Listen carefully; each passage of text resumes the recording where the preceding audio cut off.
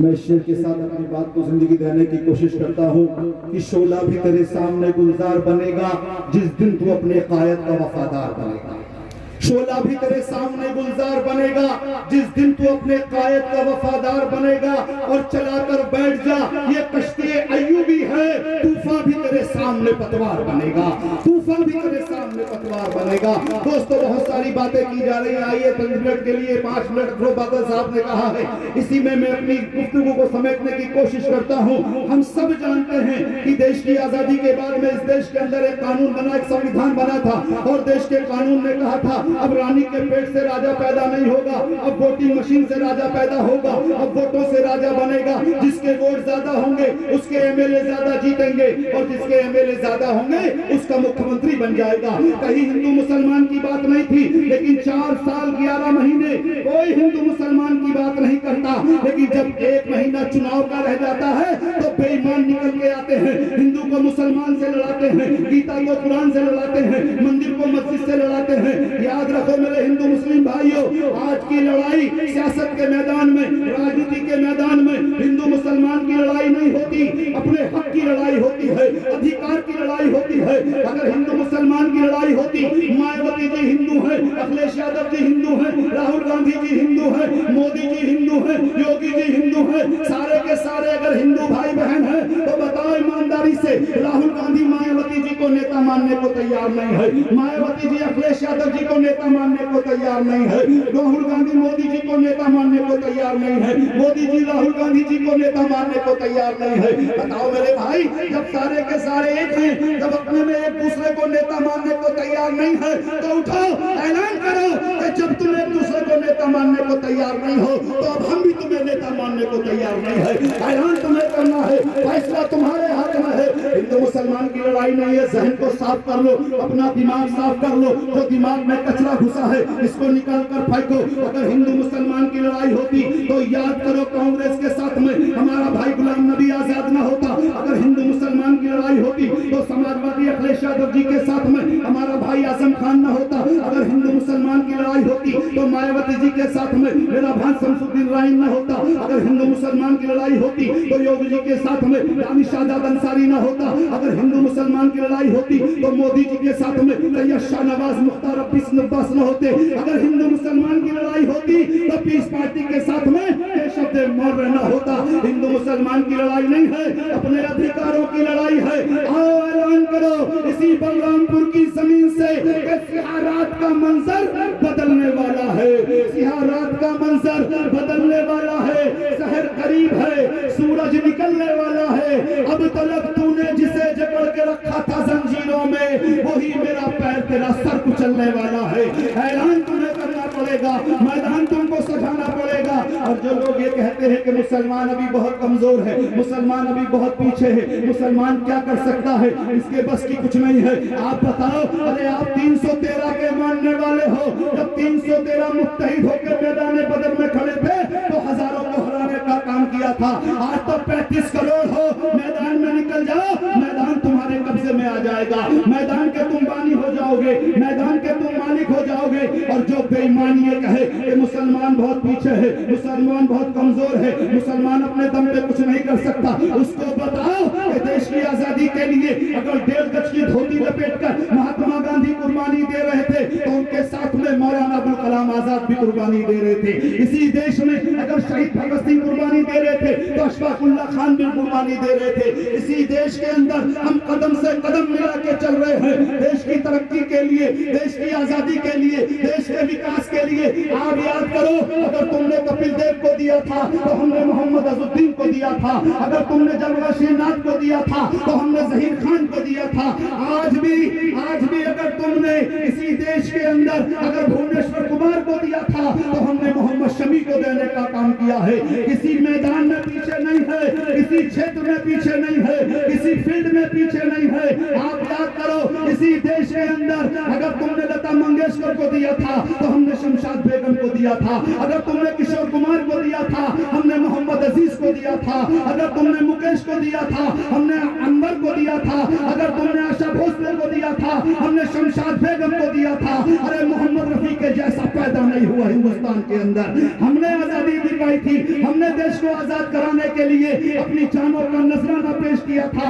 इसलिए मेरे दोस्तों, आज भी आपको बताना पड़ेगा कि इस देश और प्रदेश के अंदर जितनी भी हुकूमतें बनती हैं, जितनी भी हुकूमतें आज तक बनी है, सबकी हुकूमत में हमने बराबर हिस्सेदारी देने का काम किया है। लेकिन आज कहते हैं मुसलमानों को देश का गद्दार बताते हैं। याद करो, मुसलमानों को देश का गद्दार बताने वालों, अगर मेरे हिंदू भाई मेरी आवाज को सुन रहे हो तो मेरे भाई मेरी बात का बुरा ना मानना।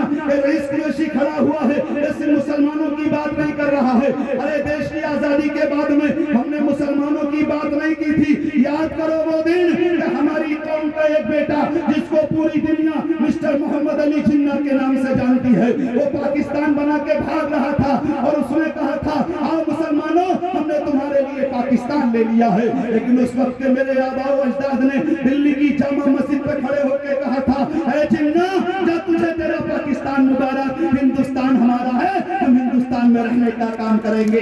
मेरे आबाओ अजदाद ने कहा था, ये देश हमारा है, यहाँ साबिर अली है, यहाँ गौसे आज़म, यहाँ सब कुछ है। साबे मेरे बुजुर्गों ने कहा था, इस देश के अंदर यही जिएंगे, यही मरेंगे, यही जिंदा रहेंगे और मरने के बाद तो दो गज जमीन होगी, वो पाकिस्तान की नहीं होगी, वो मेरे वतन हिंदुस्तान की होगी। हमारी आजादी से, हमारे कुर्बानियों से आप लहू को निचोड़ कर देखो, इस देश की किसी जमीन पर चले जाओ, आज भी कच्ची मिट्टी को निचोड़ के देखो, आप भी मेरे बुजुर्गों के खून की बूंदें मिल जाएंगी।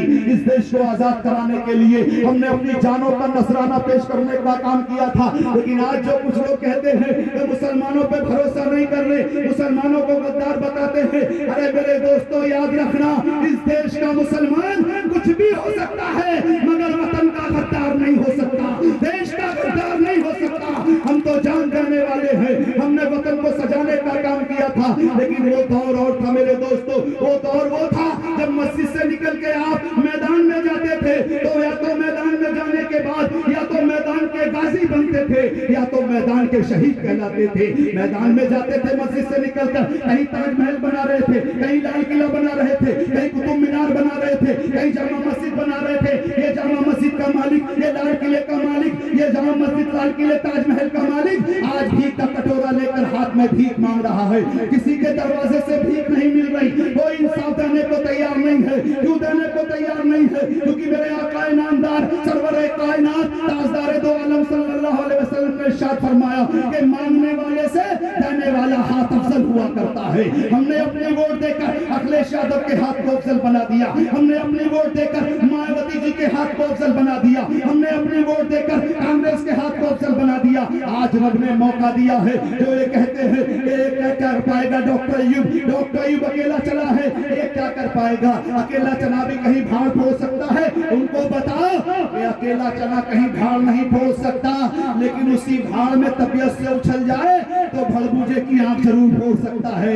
याद रखना सपा बसपा कांग्रेस के गुलामों, अगर पीस पार्टी उत्तर प्रदेश में अगर हुकूमत में हिस्सेदार नहीं बनेगी तो चाहे सरकार किसी की बने, लेकिन सपा बसपा कांग्रेस को सरकार में आने भी नहीं दिया जाएगा इंशाअल्लाह। बिना हमारी मर्जी के, बिना हमारे सहयोग के कोई दल कामयाब नहीं होगा। इसलिए दोस्तों, क्योंकि वक्त कम दिया था, बादल साहब ने हमारे लिए 5 मिनट का वक्त दिया था और सारे जिम्मेदार साथी यहाँ मौजूद हैं, सारे हमारे साथी मौजूद हैं। आपको एक कदम लेके उठना पड़ेगा, आपको एक इरादा लेके उठना पड़ेगा, आपको यहाँ से एक दिल मजबूत करके उठना पड़ेगा दोस्तों, क्योंकि लड़ाई बहुत गंभीर हो चुकी है। लड़ाई इतनी गंभीर हो चुकी है कि आज की तारीख में यादव भाइयों से वोट मांगने जाते हैं तो कहते हैं कि आओ अखिलेश यादव जी को मुख्यमंत्री बनाना है। मायावती जी से वोट मांगने जाते हैं तो कहते हैं आओ बहन जी को मुख्यमंत्री बनाना है। कांग्रेस के पास वोट मांगने जाते हैं, कहते हैं आओ राहुल गांधी को प्रधानमंत्री बनाना है। लेकिन जब हमारी बस्ती में आते हैं तो हमसे कहते हैं वोट दे दो, भाजपा को हराना है। भाजपा को हराने का हमने ठेका लिया है? 77 साल से हरा रहे भाजपा को। क्या भाजपा हारी?